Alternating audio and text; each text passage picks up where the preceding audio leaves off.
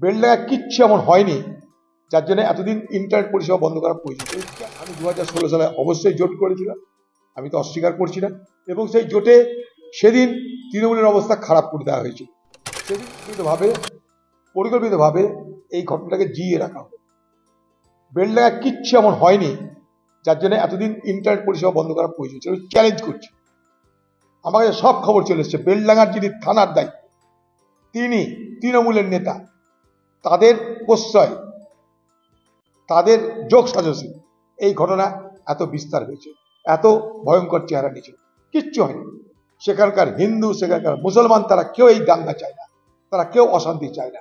আমি কেউ দায়িত্ব নিয়ে বলছি আপনাদেরকে, যে কোনো হিন্দুকে জিজ্ঞেস করবেন, যে কোনো মুসলমানকে জিজ্ঞেস করবেন, বেলডাঙ্গায় ঘিরে আছে সমস্ত মুসলমান। বেলডাঙ্গা শহর 80 থেকে 90% মানুষ সেখানটায় মুসলমান সম্প্রদায়। তাদের বিরুদ্ধে কটা হিন্দু